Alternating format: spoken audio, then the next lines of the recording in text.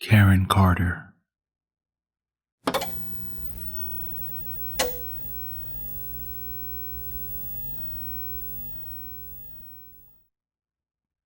It looks like another wet weekend. Could there be some sunshine in our future? I'll tell you after the break. I looked at my wife with fake enthusiasm. Will we see the sunshine this week? She gave me a slight eye roll and answered with matching gusto. Oh my gosh, I hope so. Let's stay tuned and find out. We have made a ritual of watching a couple of particular shows during quarantine. Shows we probably never would have watched before. My wife, who has been working from home since the virus dictated, waited for me every night as I was considered an essential worker in law enforcement. I got done with my shift around 11 p.m. Eastern Standard Time. By the time I got home, showered and cleaned up, I was ready to watch some digestible family shows. At the 11:45 hour, we were greeted by Karen Carter, a local weathercaster that gave us a 10-second update on what would come for the upcoming week. We never watched the actual news. We could care less what a meteorologist told us about the weather pattern. You could easily Google the news up to a second online. But seeing Karen was comforting. She had a soft face. Her almond-shaped eyes and perfectly manicured hair was a greeting we unknowingly looked forward to. It started as a fun game. We saw her and joked, "Oh yes, tell us what our future holds, Karen." My wife would joke. Her hypnotic eyes transfixed our home. We would joke after our forecast. Thank God it's going to be clear this week. We both laughed and smiled, clinking wine glasses. Neither of us really drank wine, but picked it up during the pandemic, as most people picked up hobbies they usually would never consider. We never watched local television. I grew up poor. We barely had the 3 TV stations that every old person jokes about. To be clear, we could have gotten cable or satellite service, but my parents would never budge on making that commitment. Just too costly. That $50 bill would break us, I guess. It wouldn't have bothered me, but when I visited my friends in the city, I knew I was missing out. I loved the Nick shows, the music videos, and of course, the HBO Cinemax after-hour shows. So, I didn't grow up watching the news and the weather reports. Whatever happened as far as snow, sleet, and rain. I guess that's why Karen Carter appealed to me as an adult. She was mesmerizing. My wife grew up in the suburbs. She had a bit more of a normal upbringing. Seeing Karen became a ritual for us. It was something that both of us looked forward to.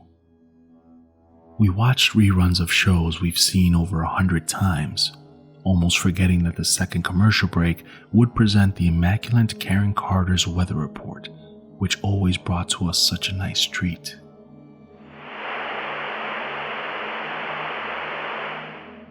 The sun will be out this week, but it will be slightly colder than normal. Stay tuned for the full weekly report. Oh, it'll get colder, I thought. Shocking, being that it is early May. Can't wait to see the exact temperature according to some random weather report read by Miss Carter. And so, it went on for what felt like an eternity. Almost every night, we burrowed into the couch, grabbed the wine of the week, and waited for our goddess, Karen Carter, to grace our modest 60-inch flat screen from Walmart. We would wait for Karen. We'd laugh at her daily forecast. We would evaluate her outfit, which was getting a little stranger as the days went on. She started in the normal business/newswoman outfit, pantsuits, corduroy skirt and top combo, tasteful blouse, etc. One night, she showed up with a skeleton outfit, like a skin-tight black outfit with bones on it. It was June. We both looked at each other with a quizzical look, but never verbally said anything about it. She didn't acknowledge it either, so neither did we.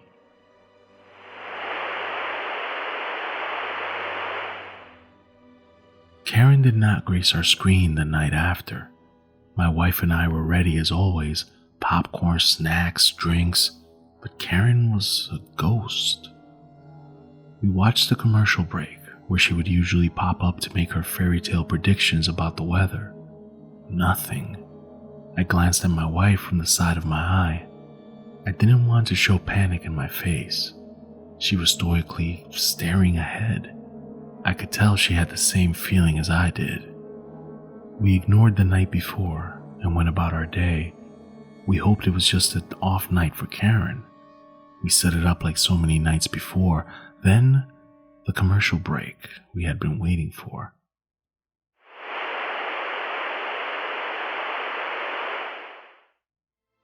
Good evening, everyone. I am Corrine Caretaker, and this is your weekly forecast. It'll be a little warm for this time of year, so we're excited for that. Expect a high of 70 degrees, and it'll stay clear for the rest of your weekend. Enjoy your night, everyone.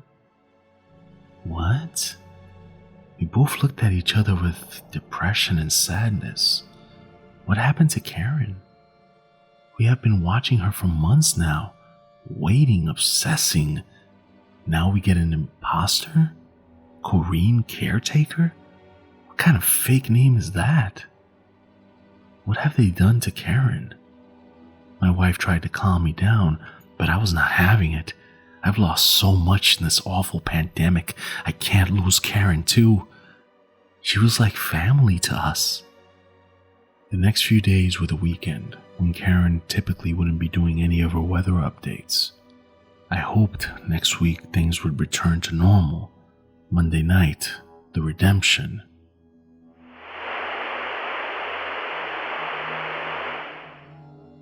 Hi everyone, Corrine Caretaker here for the local news. The weather looks like it'll bring some rain and heavy fog for y'all.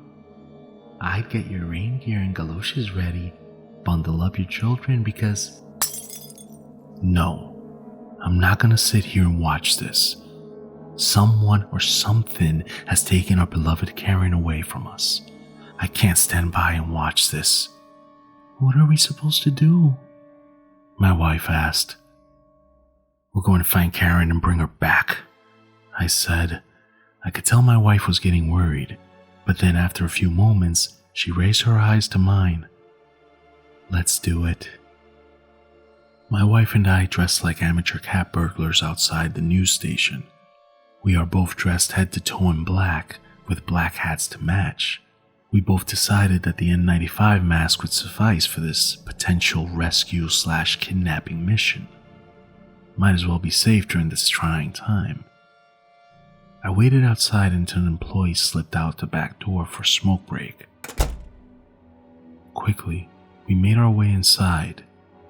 The building was off-putting. It was dark, especially for this hour when the evening news would be wrapping up. The next broadcast would be in a few hours. I imagined that there would be at least some interns and news editors working away in their cubicles. There was no one. The person exiting the building was the only person we'd seen so far. It appears to me that we just didn't think this through too good. All we wanted was to get to Karen and save her. She must be here somewhere. She's trapped. We know it. As we quietly made our way around this dark office, we finally came upon the newsroom. No one was around, which is good, but strange. The door opens with no one touching it. Cautiously, I peek my head inside. I see her, Corrine. I can make out her silhouette sitting behind the familiar Action Weather Team desk. We both duck walk over to her. It looks like she's facing away from us. I look at my wife, miming to give me the rope we brought. We are going to take Corrine out, so she never does the weather again. Then we will find Karen and put her back in her rightful place. We both nod at each other. 1, 2... I throw the chair around with force to jump on Corrine and tie her up. And I'm staring at a doll. mannequin. It's the imposter, but there's no life behind her face. The shock startles me on my ass. I almost took my wife down with me. "What the hell is this?" I said stupidly. I don't know, my wife says, just as concerned. "We decided to just leave. We already made a huge mistake. Let's just go so we don't have any major trouble. Nothing is worth risking our freedom for this." As we tried to find the door we entered in, we come face to face with a woman. Almond eyes, perfect hair, no clothes, impossibly smooth, alien-like skin. It's Karen. She stares at us with otherworldly intensity. "Thank you. Coming up next, your weekly forecast." We slowly back away, horrified at what we are seeing. And then we bump into something. Terrified, I grab my wife's hands and we slowly turn around. Corinne's lifeless mannequin body is in front of us. This time, towering over us, her mouth open incredibly wide, revealing rows of sharp, disgusting teeth we should have left.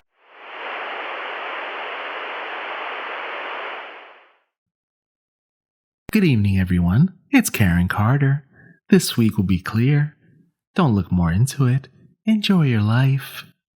Check your mental health. Don't take life too seriously. It's going to be a sunny weekend. Maybe a trip to the beaches in your near future. Maybe a trip enjoying your life and minding your own businesses in your near future. Well, I'm Karen Carter, signing off for Action News. Have a great weekend.